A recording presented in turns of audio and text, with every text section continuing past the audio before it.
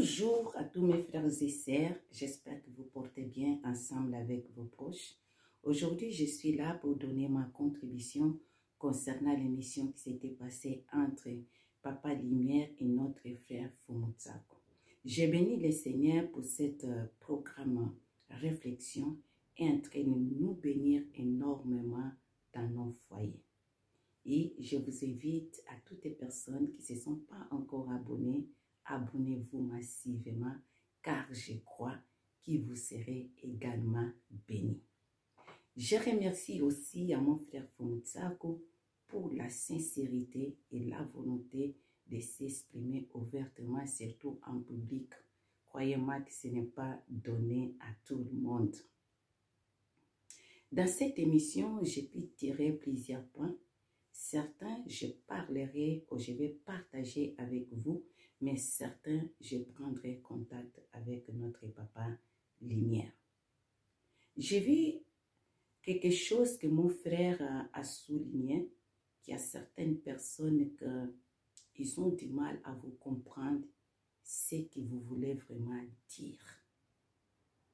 Et à cela, je vais juste donner un conseil à mon frère, si vous me permettez.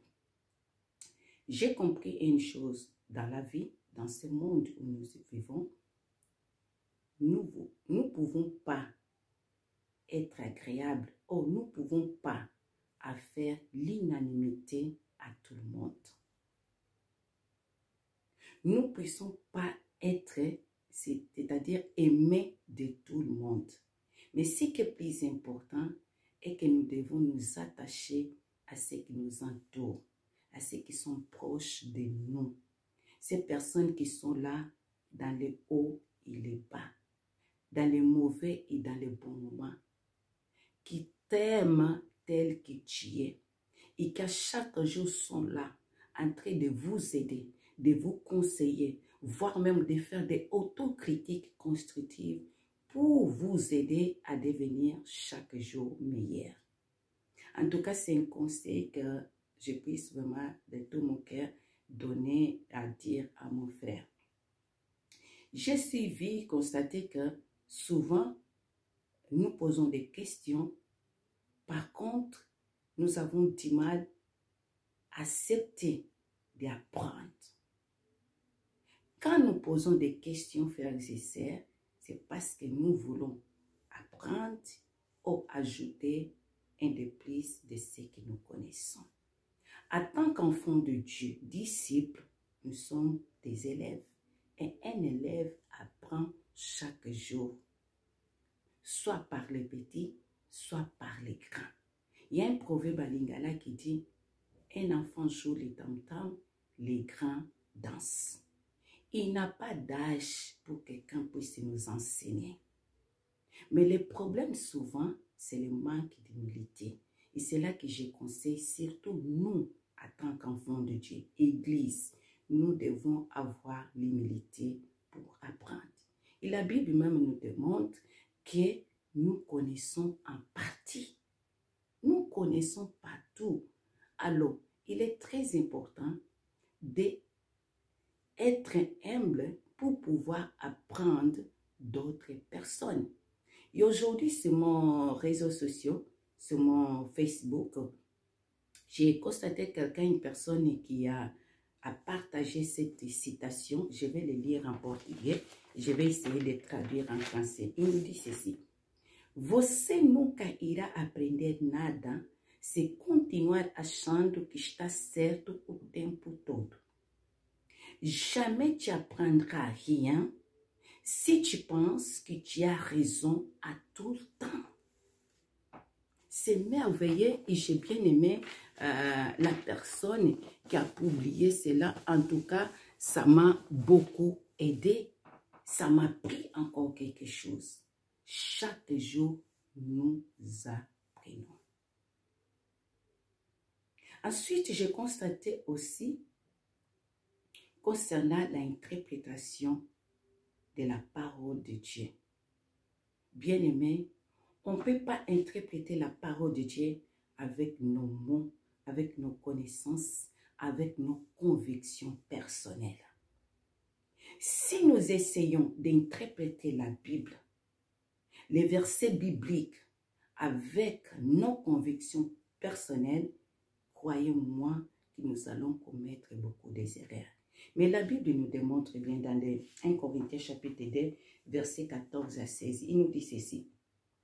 L'homme spirituel, mais l'homme naturel, 14, ne reçoit pas les choses de l'Esprit de Dieu, car elles sont une folie pour lui, il ne peut les connaître, parce que c'est spirituellement qu'on juge, c'est spirituellement qu'on juge. L'homme spirituel, au contraire, juge tout, il n'est lui-même jugé par personne. En effet, qui connaît la pensée du Seigneur pour l'instruire? Or, nous avons la pensée de Christ. C'est merveilleux ces versets. Si tu as l'Esprit de Dieu, j'ai l'Esprit de Dieu, je pourrais interpréter ou comprendre les messages que le Seigneur me parle concernant sa parole. Si j'ai l'Esprit de Dieu, j'aurai la pensée de Dieu. Par son esprit, je serai capable de pouvoir comprendre ou décoder les messages qui sont dans un verset biblique ou les messages que Dieu m'a donné. Mais tout cela par l'Esprit de Dieu. On peut avoir des études, des niveaux des études de théologie. On peut apprendre, avoir toutes ces connaissances qu'aujourd'hui tout c'est possible. On peut tout avoir aujourd'hui. On peut tout connaître, mais la Bible restera pour toujours. Pour l'interpréter, il faut avoir l'Esprit de Dieu. Et la Bible nous dit même bien que c'est par l'Esprit que les hommes ont parlé de la part de Dieu. C'est par l'Esprit, mes frères et sœurs. C'est par l'Esprit de Dieu. Ensuite, je vis aussi concernant les églises, frères et sœurs. Je suis qui est l'église. Ta maison, ma maison est l'église. Et nous avons la troisième église qui est l'église locale. Aujourd'hui, parfois, si nous sommes décis dans certains endroits avec certains responsables ou serviteurs de Dieu, ce n'est pas parfois parce que nous devons jeter la pierre qui est d'un seul côté ou les fautes d'un seul côté. Chacun de nous a sa responsabilité aussi. Oui, au début de notre foi, on peut commettre des erreurs. Oui, on nous invite dans une église, on a aimé, on a écouté la parole, on reste. Mais ce que j'ai constaté au milieu des enfants de Dieu, au milieu des peuples de Dieu, nous avons du mal à avoir cette réflexe que oui, on m'a invité ici. Est-ce que c'est ici que le Seigneur veut que je reste pour le servir, pour que je puisse grandir dans ma foi? Nous avons du mal à avoir cette réflexe. Mais c'est tout à fait normal qu'au début de notre foi, nous puissions commettre vraiment des erreurs. Mais à un moment donné, il faut que nous se posons des questions. David, avant d'aller au combat, aller se battre, il consultait d'abord Dieu. Mais je crois, c'est toi et moi qui nous sommes des enfants de Dieu. Dieu ne permettra pas que moi je reste à la maison parce que j'étais d'ici quelque part.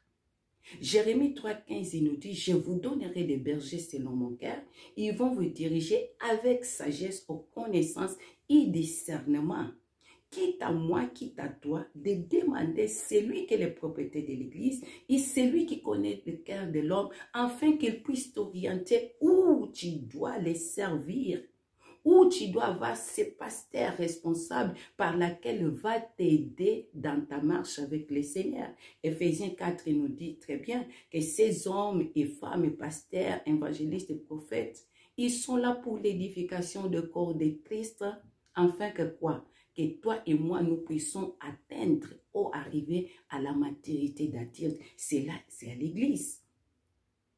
Dans les actes des apôtres, les croyants grandissaient comment? Dans les enseignements, dans la communion fraternelle et dans la prière. Là, on peut voir que l'église locale est très importante. Dieu ne peut pas te laisser, orphelin. Il ne peut pas te laisser SDF. C'est pour cela qu'il a envoyé son esprit, afin que tu puisses t'orienter comment tu dois marcher ici sur terre. J'espère qu'on se comprend. Et ensuite, j'ai constaté aussi concernant les mariages. Si c'est Dieu qui t'a donné cette femme, si c'est Dieu qui t'a donné cette mari, pourquoi les divorces au milieu des croyants? Dieu ne rate jamais. Dieu est fidèle. Si les hommes sont été fidèles, Dieu restera fidèle. Le problème, ce n'est pas de Dieu. Dieu n'est pas l'auteur des divorces et de la séparation, mes frères et sœurs. Dieu ne sera jamais cela. Mais Dieu permet le divorce et la séparation. Et Jésus a bien dit aux pharisiens, s'il y a aujourd'hui le divorce, parce que c'est à cause du cœur de l'homme mauvais. C'est à cause du mauvais cœur de l'homme. Mais au commencement, ce n'était pas ici. Il y a des hommes qui osent la violence. Et la violence n'est pas que physique. Elle est aussi verbale, spirituelle, émotionnelle. Il y a aussi des femmes également qui osent la violence envers leur mari, qui n'est pas simplement physique, elle est aussi spirituelle, émotionnelle et aussi verbale. Il y a ceux qui vont même à l'extrême pour pouvoir essayer à ôter même la vie de son conjoint ou sa conjointe. C'est Dieu qui donne la vie et c'est Dieu qui ôte la vie. Alors Dieu ne sera jamais content que toi tu arrives à ce point pour pouvoir aller ôter, la vie de ton partenaire.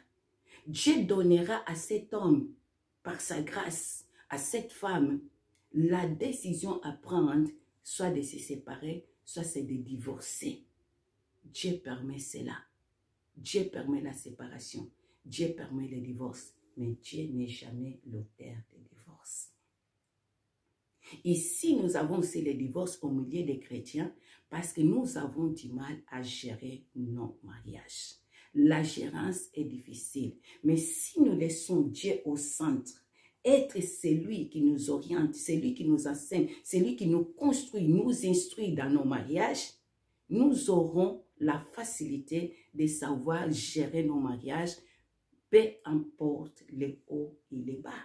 Car il y a aussi des couples qui arrivent jusqu'à aujourd'hui à gérer leur mariage. Ce n'est pas quelqu'un d'autre qui va gérer ton argent. C'est toi de gérer ton argent.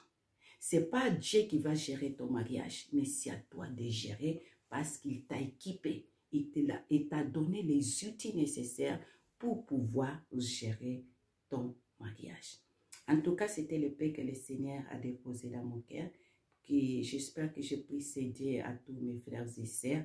Vraiment, Papa Lumière, pardonnez-moi, j'ai dépassé même les minutes.